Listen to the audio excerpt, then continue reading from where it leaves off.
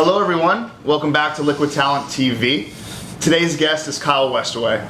Kyle, in full disclosure, is a very dear friend of mine. We've been friends for a few years now, and it's always wonderful to spend time with Kyle.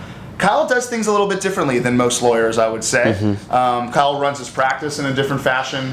Kyle dresses maybe in a little bit different fashion, and the way that you think about how the future of law, I think, is a really fresh approach to where things are going. Tell us a little bit about yourself, Kyle. What are you working on? What's going on?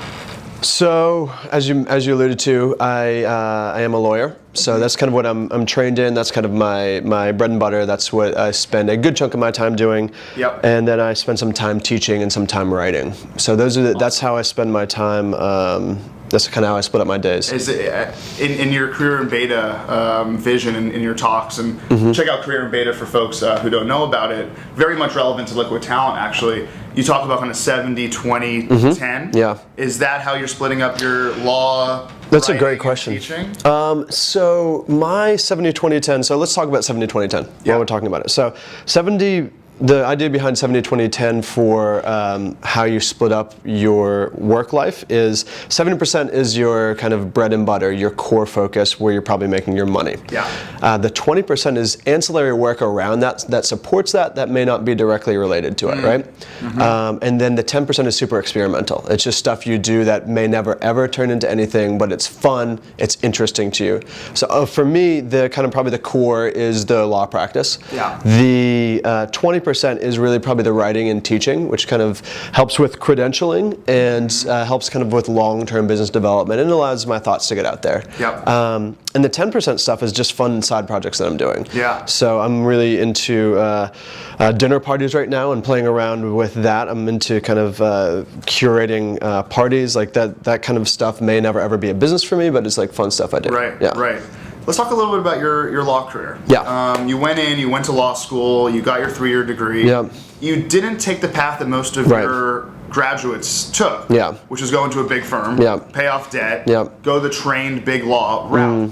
What made you go things differently? So I came to New York as after my second year of law school, between second and third year. I fell in love with the city. I said I need to be here. Yeah. When I got here, I did a very short stint between the time I passed the bar and the time that I was barred to practice. You know, there's a few months in there. And I did a very small stint working at a big corporation, doing some legal work for them. And I remember thinking, I walked on an elevator one day, and I remember thinking, there's these executives were coming down from the floor above me. I remember thinking, if I work really, really hard and get really, really lucky, I get to be these guys. Yeah. And I just kind of had a very aha moment where I was like, I don't want to be these guys. And I had a pretty clear understanding of who I wanted to work for and what I wanted to do. Yeah. Even though I was 28 years old, didn't know anything about really practicing law. You don't really learn that much about that in law school. So, but had a pretty clear vision of who I wanted to serve, and decided I can do this now, or I can do it when I'm 50, and decided to take the plunge right out of law school. Who do you want to serve? What law do you do, and what are you working on? So what I care about is it's thinking about how market forces and innovative business models can create not just profit, not just make money, which is a great thing, but can also create broader social and environmental impact. Yeah. So I think about organizations that have a triple bottom line impact. So they're not only worried about the financial bottom line, they're thinking about both the social and the environmental bottom line. Yeah. Yeah. And those are the type of clients that you seek, that find you. That's what makes you kind of feel good, sleep well at night, and it's worth investing your time and energy into. So it could have very well not paid off, right? And it was a huge risk to say. I started my own firm in a very niche, serving a very niche type of customer that most lawyers thought there's no way you could build a firm on that niche clientele. Yeah. I did this in January 2008. I didn't know that the world was about to end financially 10 months later. Right. And I did it coming out of law school, not knowing what the hell I was doing, right? So there's a lot of factors that for sure it could have failed. Why didn't it fail? I think there's a lot of luck in being in the right place at the right time, and I think that perseverance is helpful as well. So in the right place, right time for me was these triple bottom line companies are often known as social entrepreneurs or social enterprises, right? And this movement has started to actually gain some popularity. And 08, 09, 2010-ish is when it kind of started growing, and that's when we were building the firm. And so there were a lot of lawyers, still a lot of lawyers that don't even know it exists and don't pay attention to it. And so because of that, the competition is smaller, but it's for a smaller pie. And so since that pie started growing a little bit, it was a good time to be getting in. So you have 8 people working with you. They're not full time though, right? No. Tell us about the structure. Yeah. So sorry, how we work is.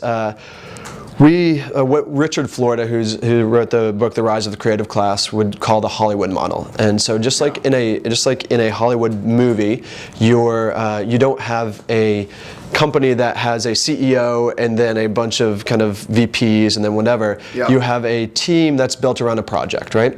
So you hire a director, the producer hires a director, and then you get the cast and you get the crew. So those are all built around the project. After the project's done, that is dissolved, and you make those relationships on one project. You may work together on another project. So that's the way we work it. We build teams around projects. For the client, it's great because they have access to a wide area of specialty. So what we look for whenever we bring on a team, we bring on whenever we are exceeding our capacity, there's too much work, or competence where we need specialty in a certain area. It's really lean. Super lean. You're a lean startup kind of student, right? You believe in the philosophy of. Absolutely. So we apply the lean startup methodology to the practice of law. And because of that, we're able to be pretty nimble, able to serve our clients like a much bigger firm, and do it for prices that are probably about half the price of our competition. The law industry in general is changing quickly. I think so. There's a lot of disruption happening, and I think in the next 5 to 10 years we're going to see probably a lot more of that. I want to go back to a little bit about the intention of Westaway Law and the book that you wrote, which I'm really excited to read, called Profit and Purpose. Kyle doesn't believe that they have to be mutually exclusive. And perhaps the intersecting point is better for both of them. It's better financially, and it's obviously better socially. Talk to us a little bit about the thesis of the book. So there's I think the predominant paradigm right now is that it's an either-or choice. So an organization exists either to make money or to do good, and those two they're like oil and water, they could never mix, right? And one actually mixing would taint the other somehow.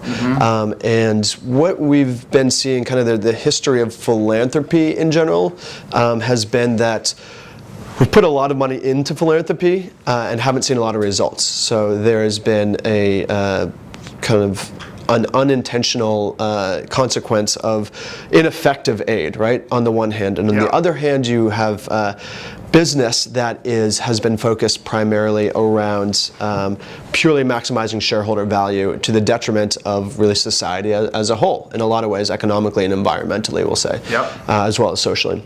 So I think those two, that's either or paradigm, and those two, I don't think we're satisfied with the outcomes of either of those. We don't think as humans as either or. We have a lot of blended motivations even in every action that we do. So I think organizations also do as well. So what we're seeing is a rise of the next generation of entrepreneurs is thinking about things differently. And so the subtitle of the book is How Social Innovation is Transforming Business for Good. And this is the idea of taking the best of both of those worlds and blending them together. So it's profit and purpose. It's not a either or, it's a both and. And it's not to say that naively that those are easy to do, and not to say that it doesn't take a lot of work to make that work on your particular venture.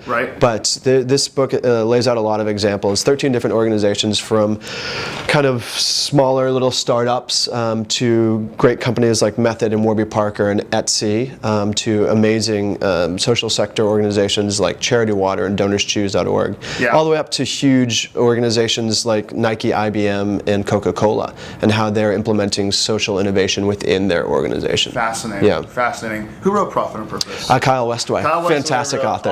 And that's coming out in September. September 2014. Keep your eyes open for Profit and Purpose by Kyle Westaway. I haven't read it yet, but I can't wait till it's available. How can people get in touch with you? What's the best way to follow you, get in touch with you? Perfect. So the easiest focal point is at Kyle Westaway on Twitter. That's KYLEWESTAWAY. And from there you can kind of find me on my different projects. Yeah.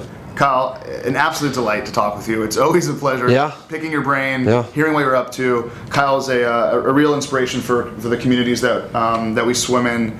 And keep up the good work, man. You're doing a great job. Really appreciate your time. Thanks, Kyle. Thanks.